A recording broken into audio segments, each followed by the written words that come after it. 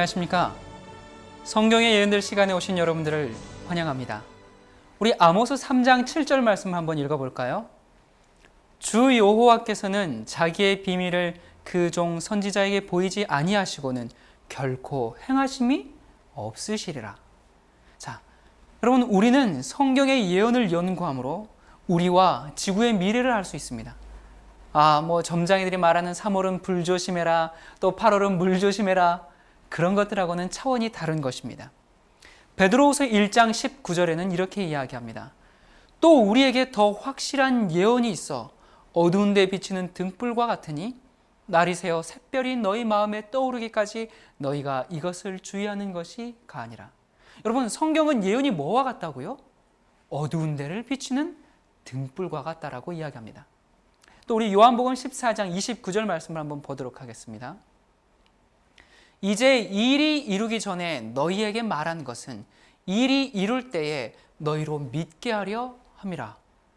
여러분, 인간의 구원을 이루실 때 반드시 앞으로 될 일을 말씀하시고 그 다음에 시행하십니다.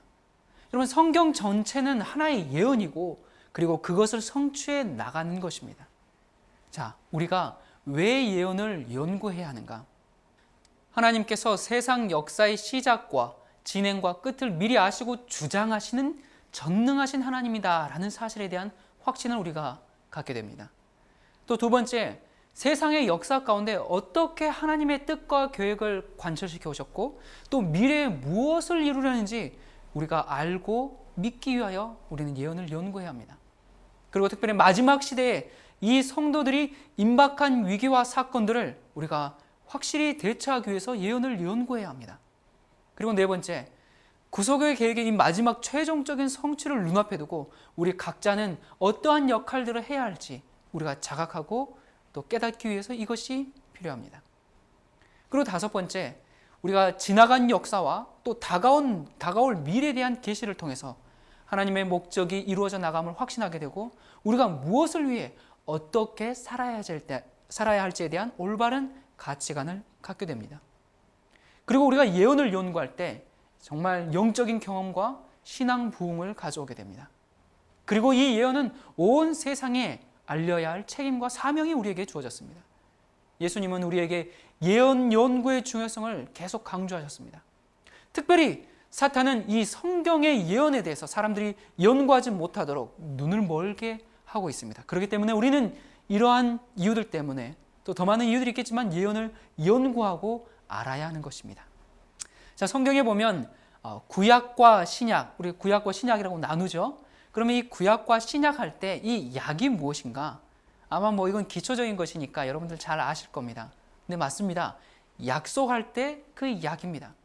구약과 신약은 한 가지 약속을 하고 있는데 도대체 무엇에 대한 약속인가? 구약은 초림하시는 예수 그리스도에 대한 약속입니다.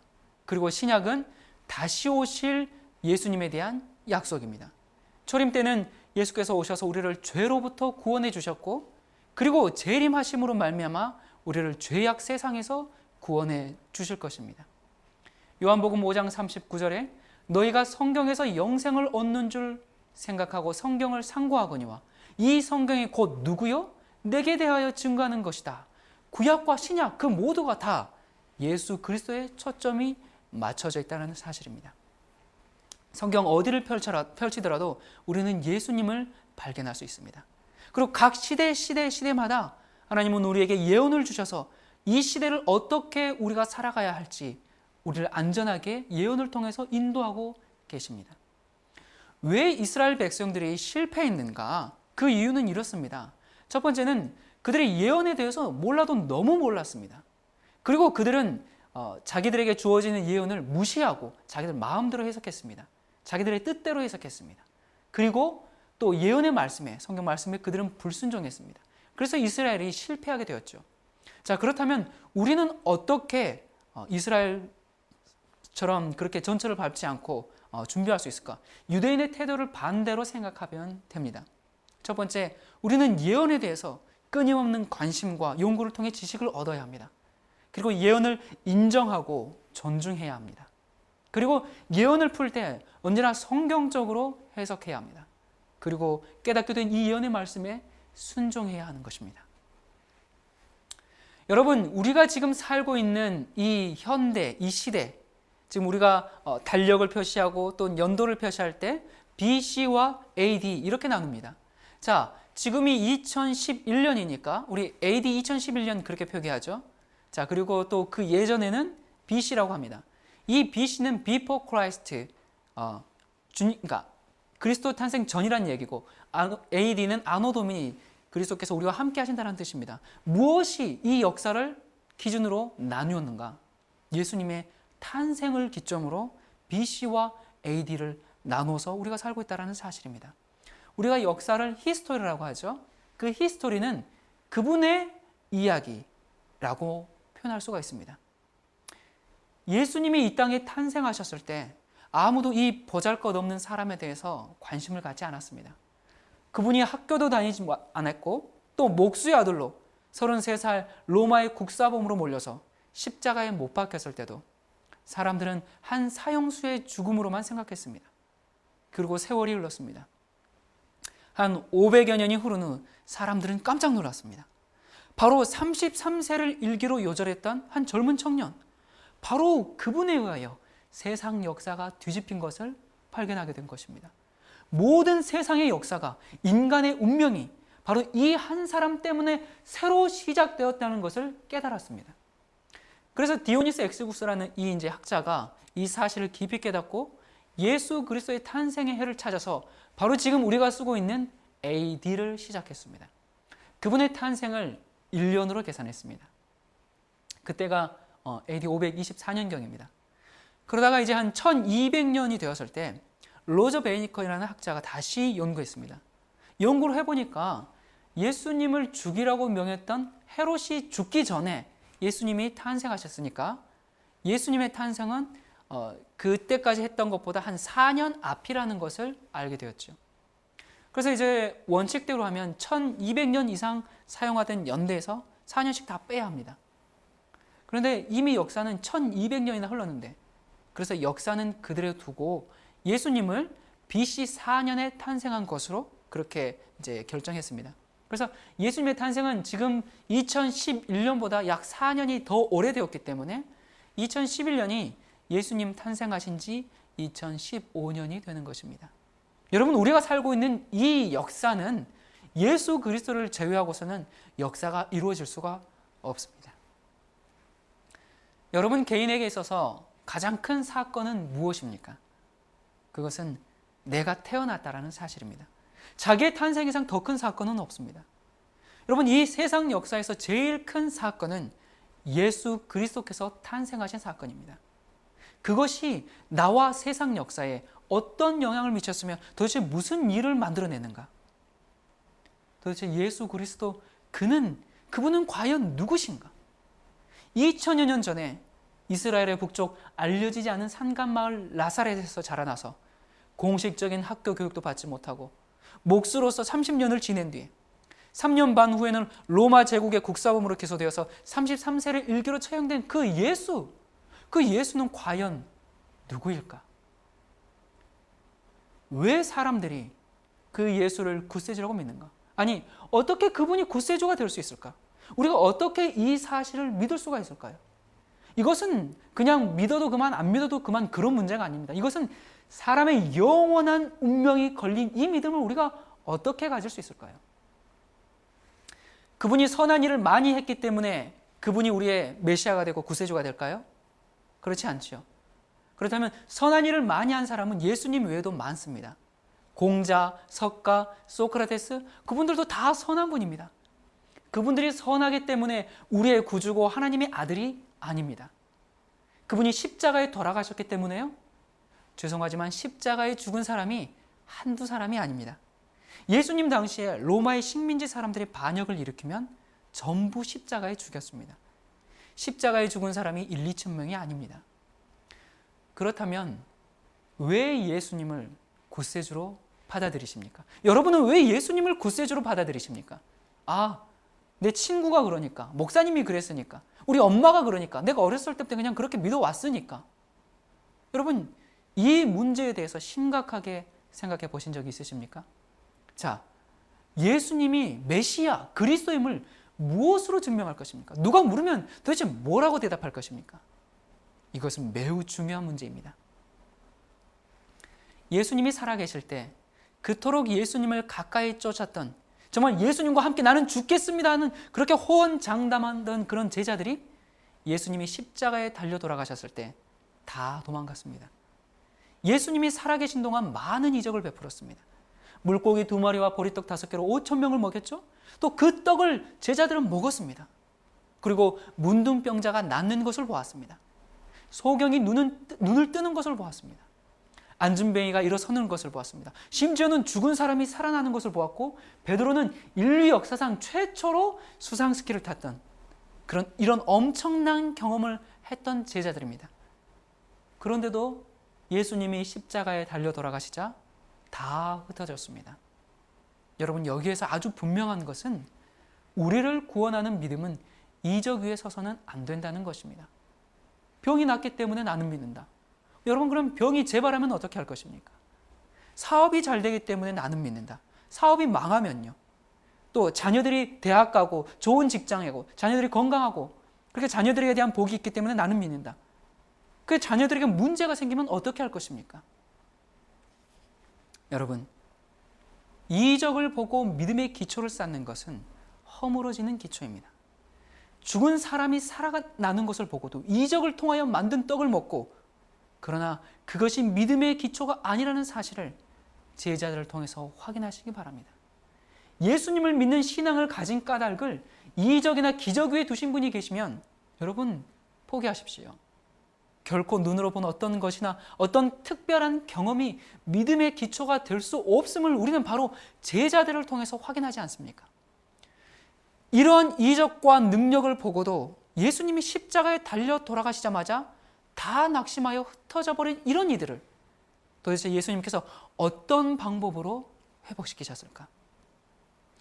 누가복음 14장에 보면 예수님이 부활하신 날 저녁에 이제 무서워 숨어있는 제자들에게 나타났죠. 여러분 중에 내가 꿈에라도 한번 예수님을 보면 믿겠다 그런 말을 하는 사람들이 있습니다. 그런데 정말 무서워 숨어있는 제자들에게 예수님이 나타났습니다. 평강이 있을지어다. 그때 제자들의 반응이 어땠습니까? 와, 귀신이다 그러면서 의심했습니다. 오죽했으면 나 유령 아니다 그러면서 날 만져보라 하셨겠습니까? 제자들이 부활한 예수님을 만났어도 그들의 믿음은 확고해지지 못했습니다. 여러분이 예수님을 꿈이나 생시에 만난다고 할지라도 그것마저도 믿음의 기초가 될 수 없습니다. 그게 정말 예수님인지 아니면 귀신인지 그게 우리가 어떻게 알겠습니까?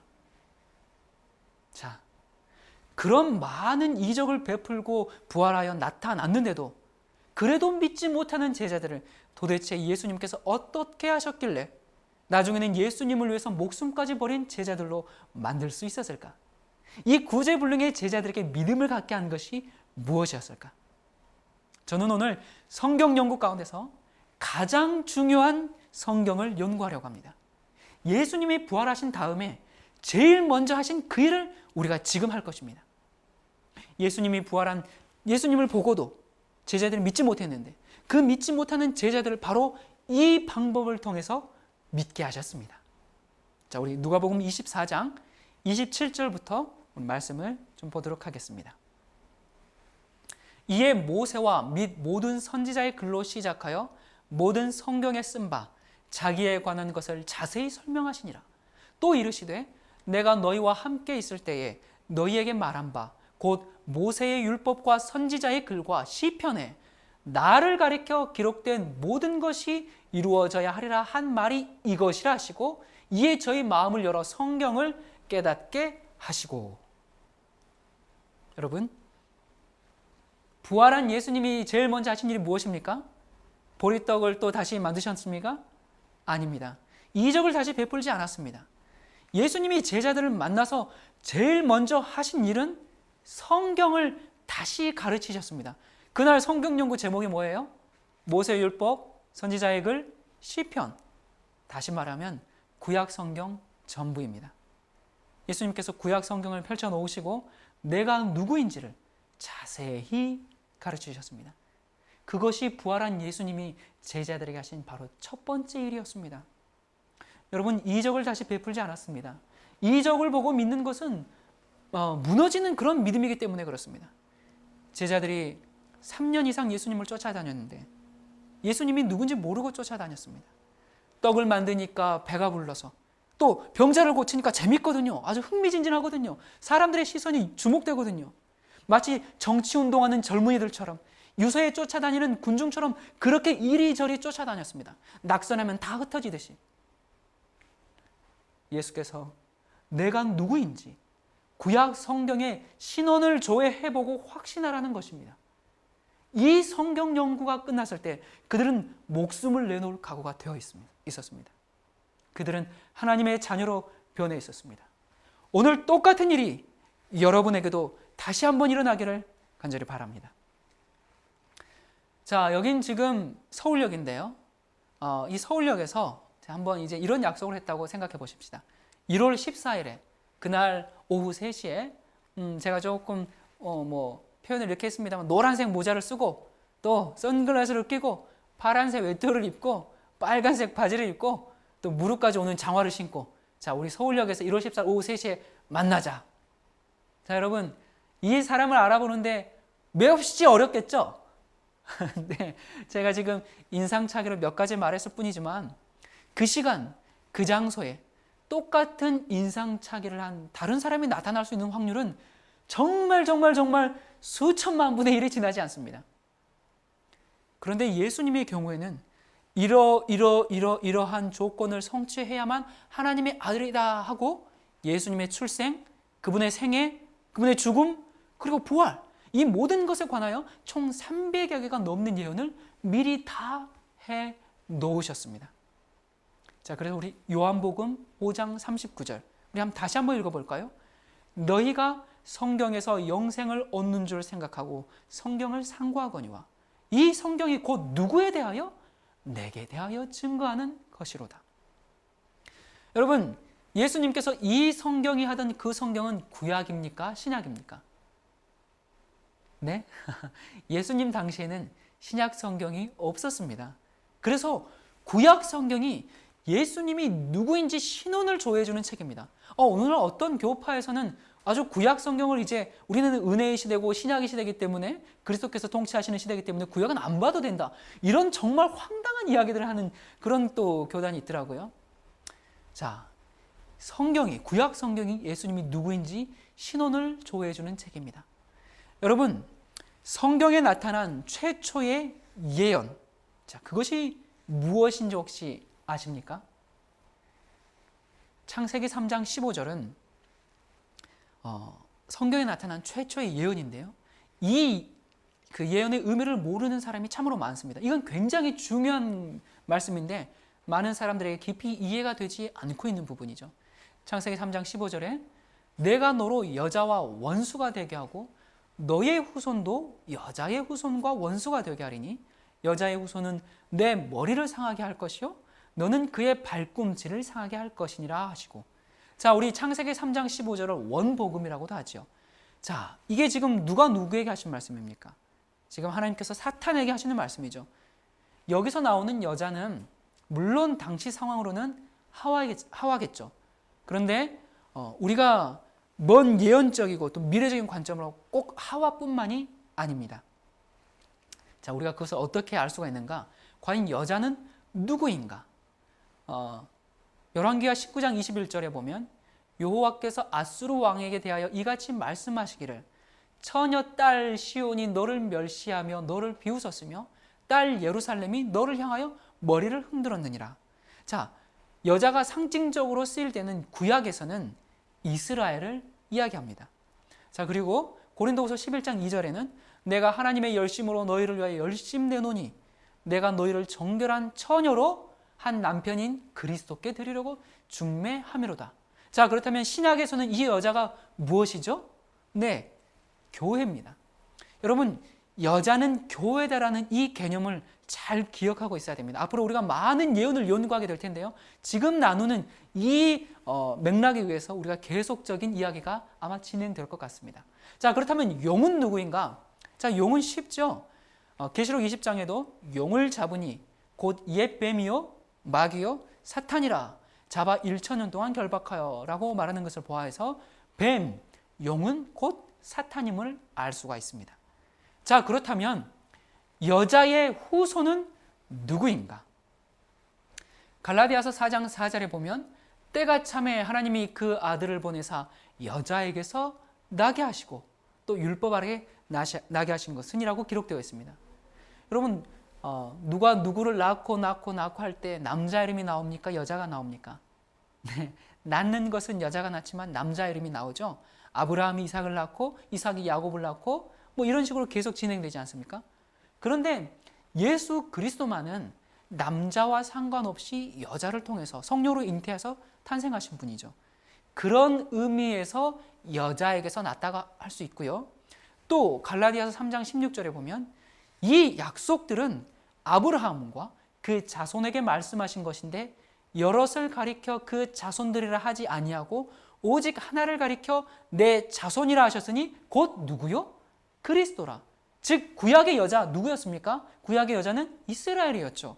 아브라함의 혈통이었단 말입니다.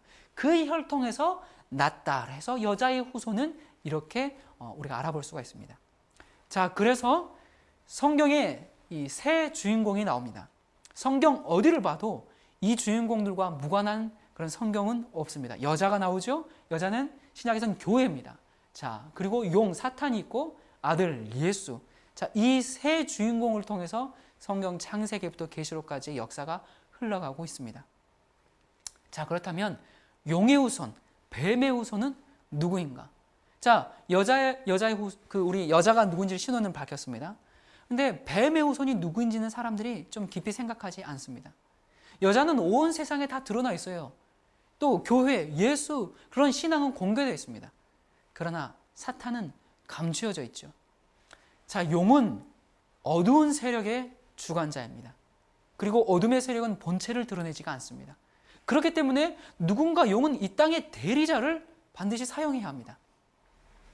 여러분, 우리가 뱀의 대리자를 어떻게 찾아낼 수 있을까요?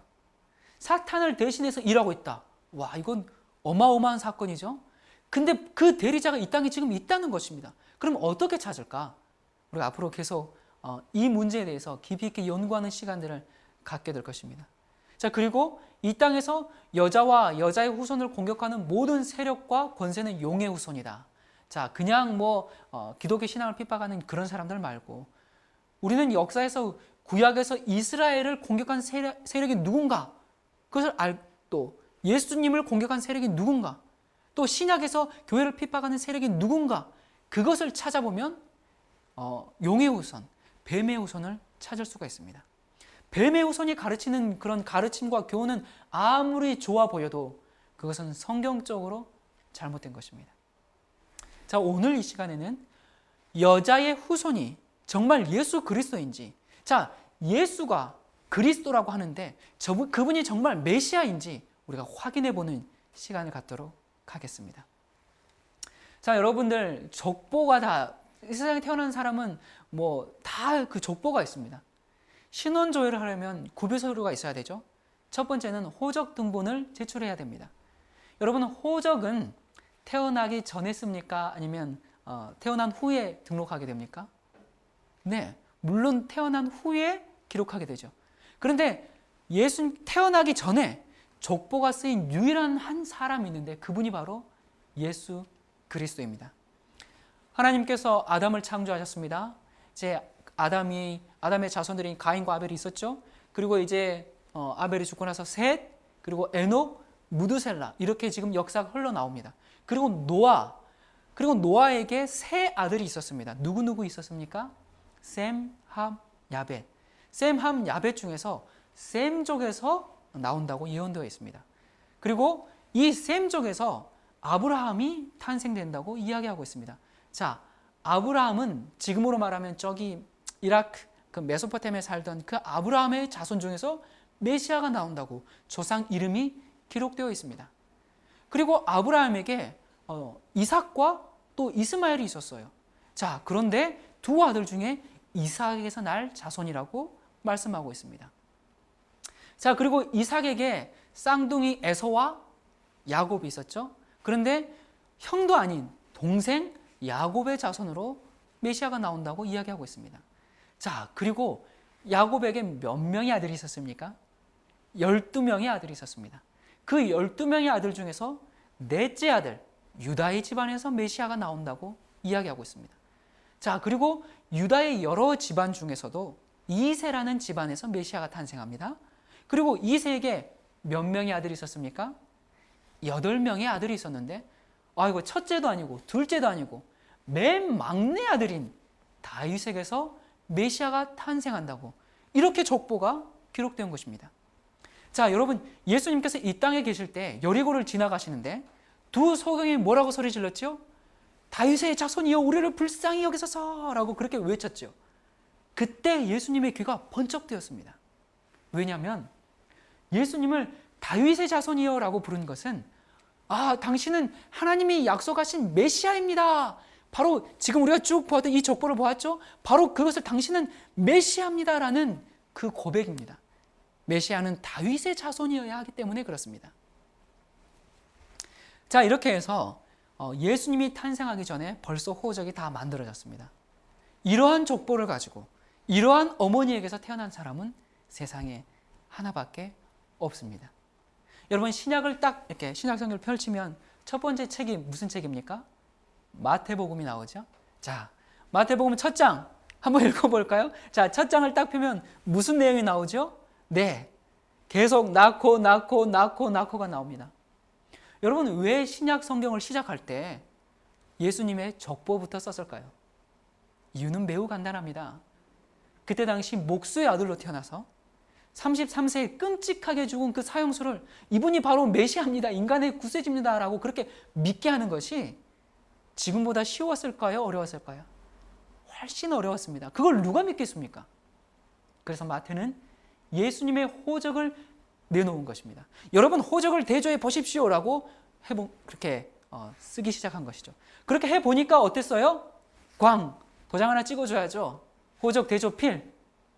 여러분, 창세기 3장 15절에 약속한 그 메시아의 예고된 족보하고 베들레헴에서 태어난 그 예수님의 족보하고 맞춰보니까 딱 맞는 것입니다. 우리가 예수님을 메시아로 믿는 까닭은 호적 대조 결과입니다. 세상에 내가 인간을 구원할 구세주다 그렇게 주장하는 사람이 많아요. 한국에만 해도 한 300여 명 된다고 하죠. 또 문씨, 이씨, 저기 돌나라, 석국, 신나라, 또 계련선 밑에 가면 우글우글 합니다. 세계적으로는 한 300명이 넘는다고 해요. 여러분, 왜 그들이 가짜 메시아일까요? 성경에 문씨 족보가 없습니다. 호적이 안 맞습니다. 그래서 안 믿는 것입니다. 성경에 메시아 족보가 하나밖에 없습니다. 그게 바로 마태복음 1장에 호적부터 내놓은 이유인 것입니다. 자, 신원조회를 할 때 호적 등본 말고 또 뭐가 필요하죠? 최근 3개월 이내 찍은 상반신 사진이 첨부돼야 합니다. 그런데 그만 아쉽게도 구약시대에는 사진기가 있었어요? 없었어요? 없었습니다. 사진이 있었으면 사진 찍어서 이렇게 사진을 보낼 텐데 인터넷도 없고 요즘 같으면 그냥 디지털 카메라로 딱 찍어서 첨부 파일로 딱 보내면 될 텐데 아무 그런 사진이 우리에게 넘어오지 않았습니다. 그런데 놀랍게도 예수님 오시기 700여 년 전에 기록된 이사야 53장에 보면 하나님의 아들의 사진이 보내졌습니다. 이사야 53장 2절부터 3절입니다. 그는 주 앞에서 자라나기를 연한 순 같고 마른 땅에서 나온 줄기 같아서 고운 모양도 없고 풍채도 없은즉 우리의 보기에 흠모할 만한 아름다운 것이 없도다. 그는 멸시를 받아서 사람에게 실어버린 바 되었으며 간고를 많이 겪었으며 질고를 아는 자라.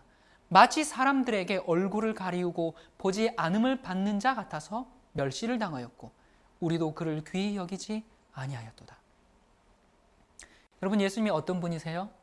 잘생기지가 않았어요. 고운 모양이 없으면 풍채라도 좋으면 있으면 좋을 텐데 풍채도 없습니다. 딱 보니까 마른 땅에서 나온 줄기 같아요. 무공의 콩나물 같이 그냥 빼짝 말랐어요. 아마 저처럼 많이 말랐나 봅니다. 그래서 딱 보면 무슨 생각이 들어요? 깔보고 싶은 생각이 드는 그러한 외모를 가지고 있다고 기록하고 있습니다.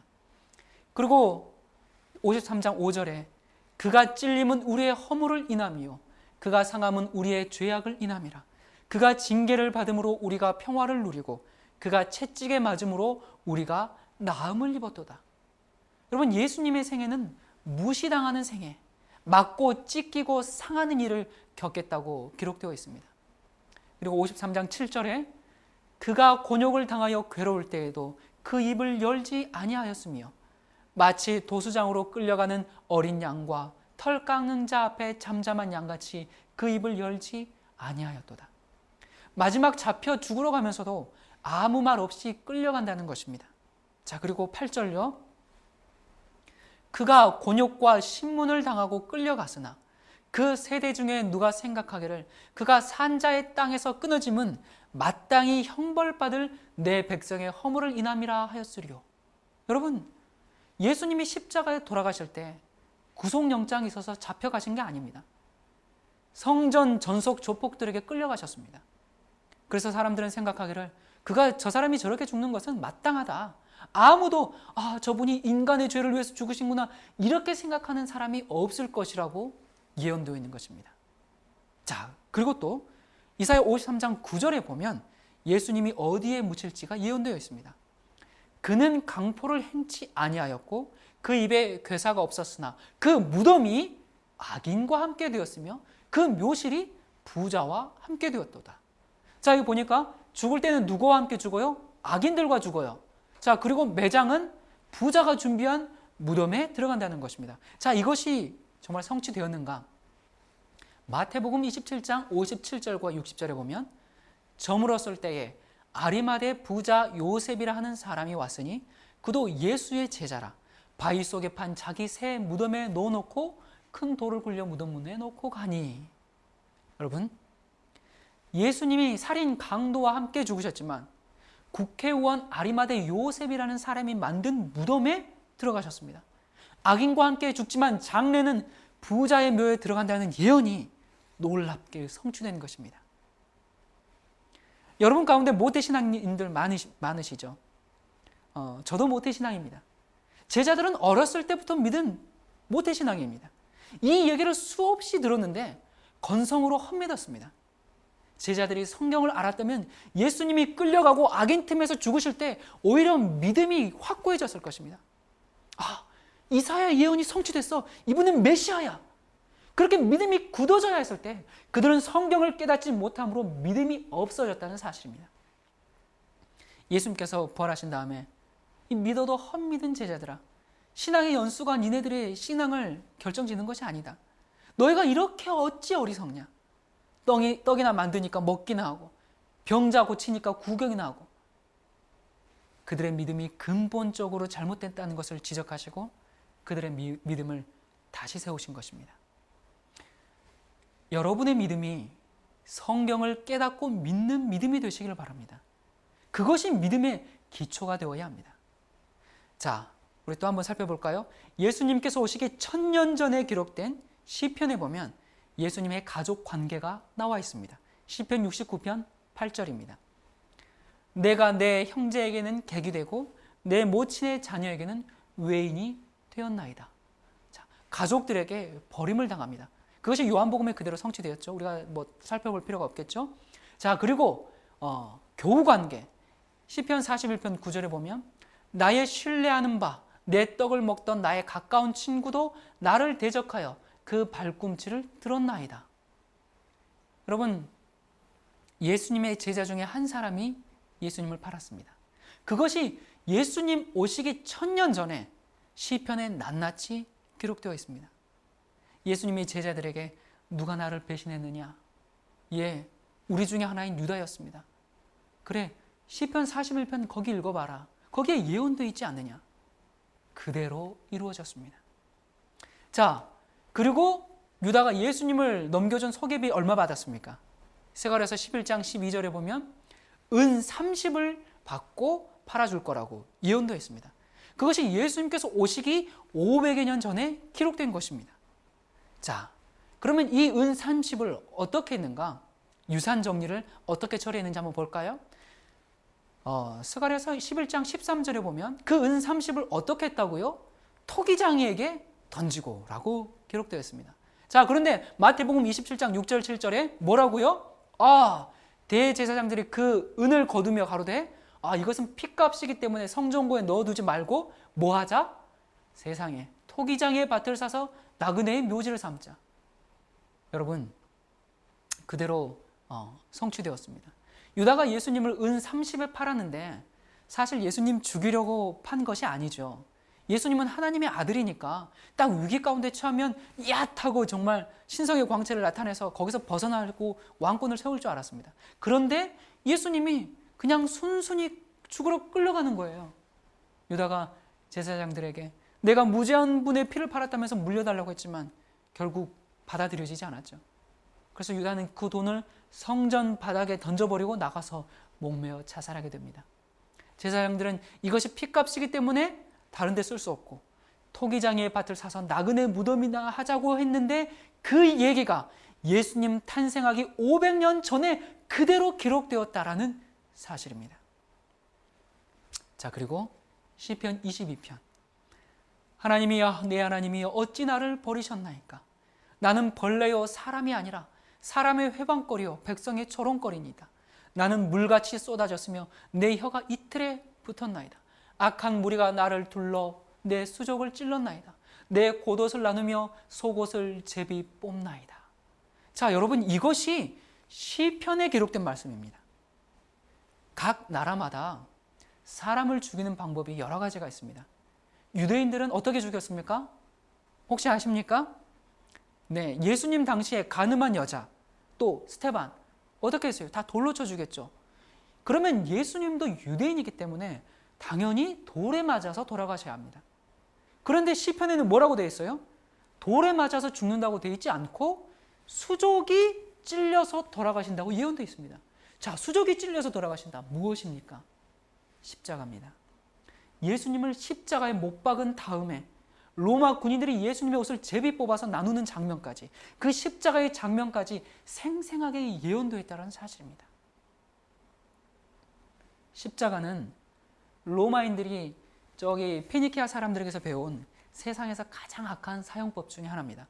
바로 이세벨이 페니키아 여인이죠. 페니키아의 태양신 그 바알을 숭배하던 거기에서 가져온 사형법입니다. 나무에 달아놓은 후에 양발을 포개서 못을 박으면 사형수들의 그 제일 큰 고통은 못 박은 고통보다 호흡곤란입니다. 이렇게 못이 박혀서 몸이 축 처지면 흉곽이 조여들기 때문에 숨을 쉴 수가 없습니다. 그러면 산소 부족으로 온 뼈마디가 다 쑤시고 어그러져 버립니다. 그래서 다시 일어서려고 애쓰면 발이 찢어지죠. 그래서 숨을 한번 다시 쉬고 힘이 빠지면 또 처지게 됩니다. 그러면 흉곽이 다시 좁혀들면서 온몸이 저리기 시작합니다. 그래서 술을 줍니다. 예수님이 정말 고통스러웠기 때문에 그때야말로 술이 필요한 때가 아닙니까? 그때 술 마셨다고 누가 욕할 사람은 없습니다. 그러나 예수님이 맛보시고 그것이 술이어서 거절하셨다고 기록하고 있습니다. 여러분, 저는 오늘날 많은 기독교인들이 술을 아무 느낌 없이 마시는 것에 대해서 정말 놀라게 됩니다.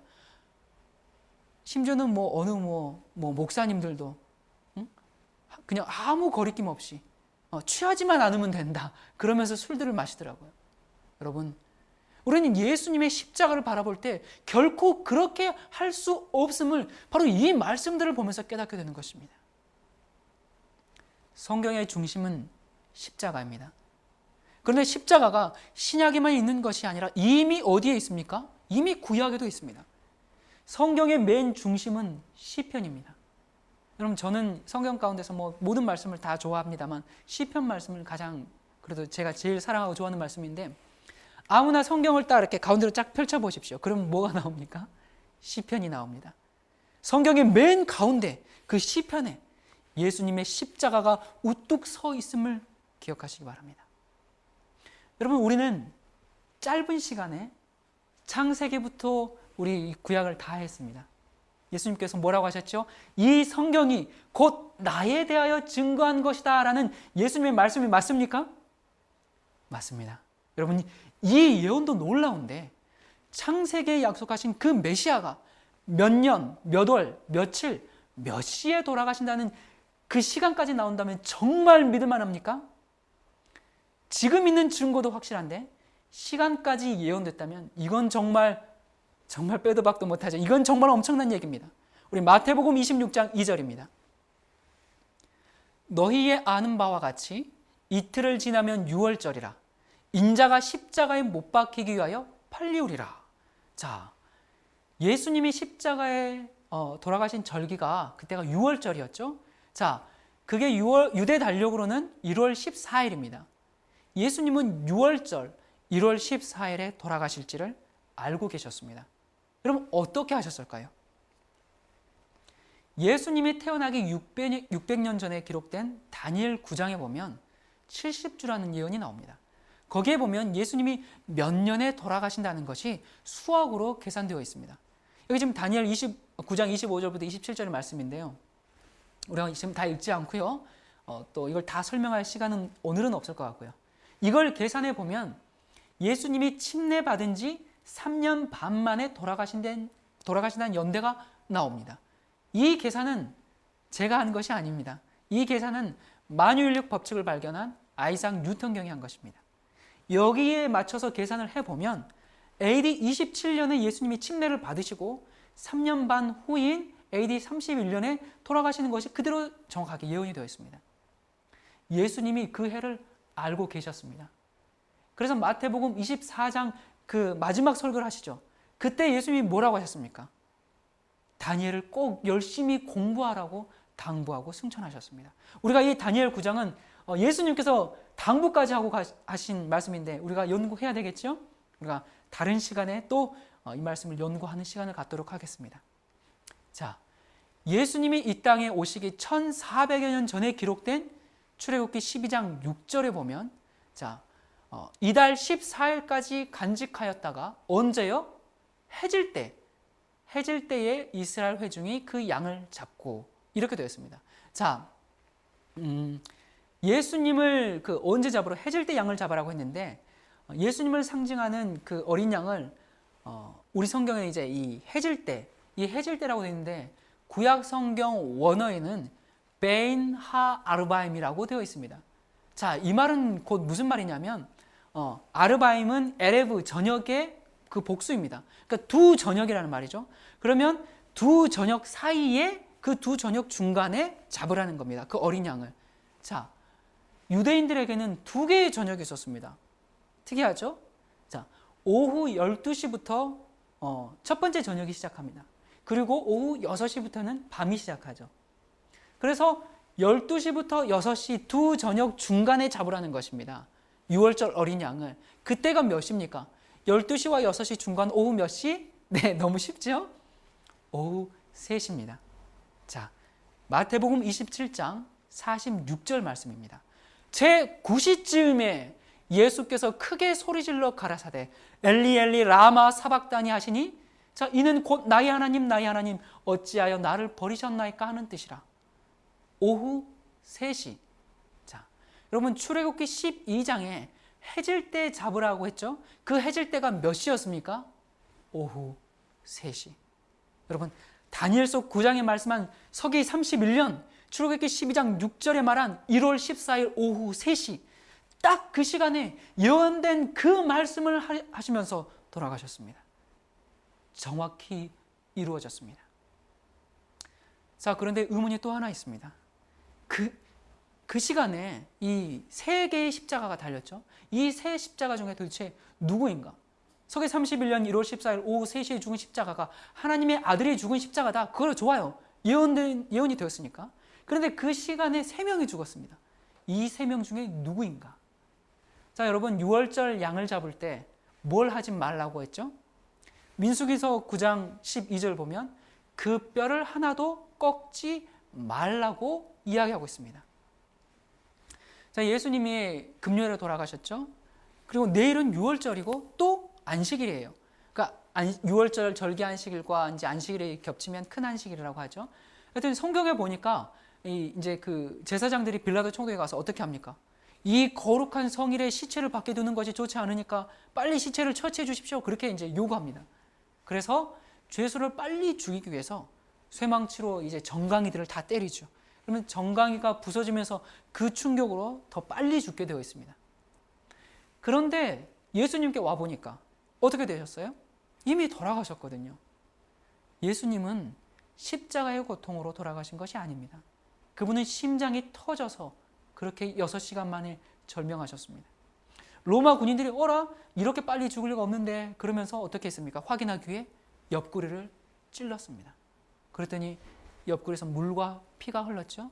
벌써 혈액이 응고되어서 그래서 혈천과 혈구가 이렇게 분리돼서 나오는 것입니다. 그래서 다리를 분지르지 않았습니다. 유월절 예수님을 상징하는 양은 뭘 꺾지 말라? 다리를 꺾지 말라. 예언이 정확하게 이루어졌습니다. 그리하여 예수 그리스도는 이런 족보를 가지고 이런 일생을 살면서 AD 31년 1월 14일 오후 3시에 십자가에서 죽은 사람인데 뼈는 부러지지 않은 죄수가 누굽니까? 바로 구약 성경에 예언된 메시아가 분명합니다. 죽은 사람이 살아나는 것을 보고도 믿지 못하던 제자들이 바로 이 성경 연구가 끝난 즉시 그들의 마음은 확신으로 가득 찼습니다. 주님 됐습니다. 이렇게 분명한 진리라면 우리는 주님을 위해서 살고 죽을 수 있습니다. 그래서 그들은 이 복음을 가지고 세상에 나갔고 이 복음이 지금까지 전해져서 우리가 듣게 되었다는 놀라운 사실입니다. 하나님은 약속을 지키셨습니다. 여러분, 여러분에게는 예수께서 이 땅에 오심이 여러분에게 어떤 의미를 부여하십니까? 하나님의 아들이 십자가에 달리셨습니다. 그분의 살은 채찍에 맞아서 다 찢어졌습니다. 그처럼 자주 축복하시기 위해서 펴시던 그분의 손은 나무 막대기에 손이 못 박히셨습니다. 사랑의 봉사로 피곤할 줄 모르던 그분의 발도 나무 기둥에 못 박히셨고 그분의 고귀하신 머리는 가시관에 찔리셨습니다. 성난 파도를 잔잔케 하시고 거품이 있는 파도 위를 걸으셨으며 귀신들도 떨게 하시고 질병이 물러가게 하셨으며 소경의 눈을 뜨게 하시고 죽은 자를 살리셨던 바로 그분이 자기 자신을 제물로 십자가 위에 바치셨습니다. 왜 그랬을까요? 도대체 왜 그랬을까요? 하나님이 인간이 되어서 죽으시다니 왜 그러셨을까요? 단 하나의 대답은 사랑입니다. 하얀 눈이 수북이 쌓인 어느 추운 겨울날 강원도 깊은 산골짜기를 찾은 두 사람의 발걸음이 있었습니다. 나이가 지긋한 한 사람은 미국인이었고 젊은 청년은 한국인이었습니다. 깊은 눈 속을 헤쳐나가면서 마침내 한 무덤 앞에 섰습니다. 지긋한 이제 나이가 많은 미국인이 한국 청년에게 말했습니다. 이곳이 내 어머니가 묻히는 곳이란다. 미국인은 한국 청년에게 27년 전 이야기를 회상하며 얘기해 줍니다. 6.25 한국전쟁 때 치열한 전투 중에서 한 미국 병사가 강원도 깊은 골짜기로 호텔을 하고 있었는데 갑자기 이상한 소리가 들려왔단다. 가만히 들어보니까 어디선가 아이 울음소리가 들리는 거예요. 울음소리를 따라가 봤더니 울음소리는 저기 눈더미 속에서 들려오고 있었단다. 그래서 그 눈을 치우고 아이를 눈 속에서 꺼내기 위해서 눈을 치우는데 그만 그는 소스라쳐 놀라고 말았단다. 어떤 한 여인이 아기를 품에 안고 죽어있더구나. 그리고 또 한 번 놀라운 것은 그 흰 눈 속에 파묻혀 있는 그 엄마가 옷을 하나도 걸치지 않은 알몸이었다는 사실이란다. 피난을 가던 이 아기 엄마는 깊은 골짜기에 갇히게 되자 아기를 살리기 위해서 자기가 입던 옷을 모두 벗어서 아이를 감싸고 허리를 구부려 그 아이를 끌어안은 채 얼어 죽어 있던 것이었단다.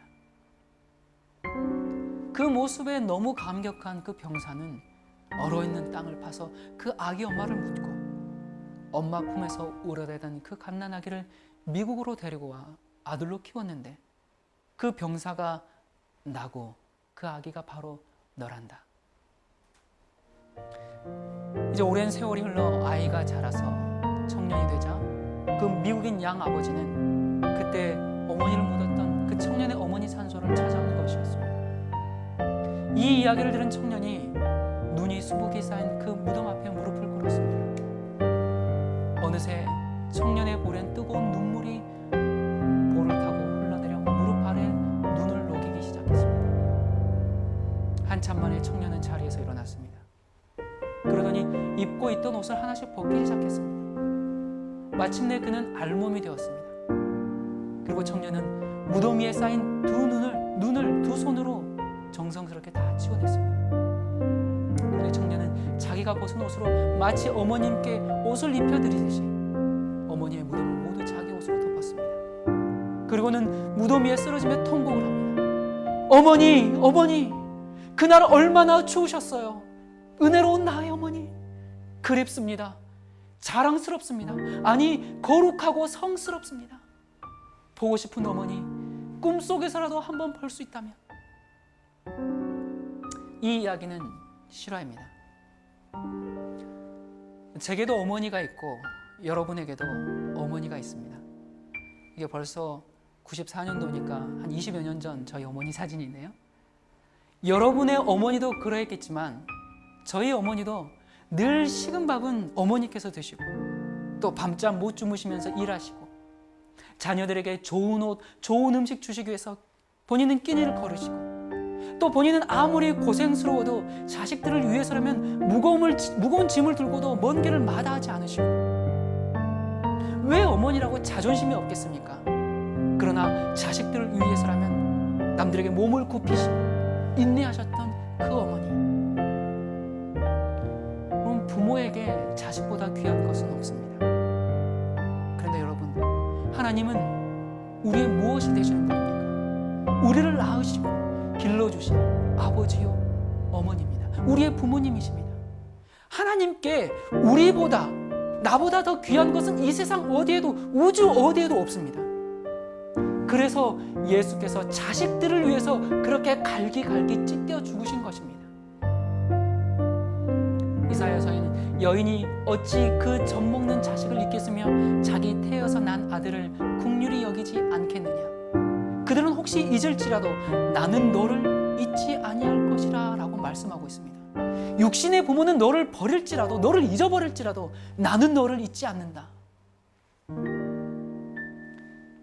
예수께서 마지막 십자가에 돌아가시는 그 순간 우리를 끝까지 붙잡고 돌아가셨습니다. 주님께서 구원하시려고 내민 손에 사람들이 그 손에 못을 박았습니다.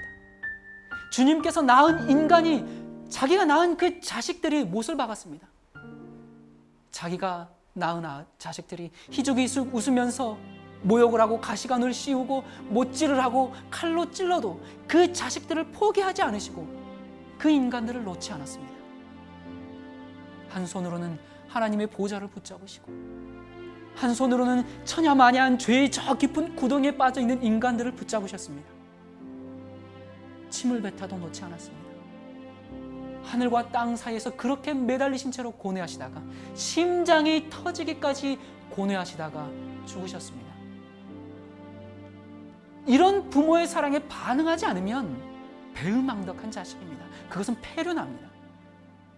여러분, 하나님이 우리를 그렇게 사랑하십니다. 왜 이 세상에 이렇게 많은 어려움과 아픔과 눈물과 고통이 있느냐고요. 여러분, 단 하나의 대답은 사랑입니다. 그 예수님을 이제는 우리가 놓지 않게 되기를 간절히 바랍니다. 제가 다음 시간에 뵙겠습니다. 안녕히 계십시오.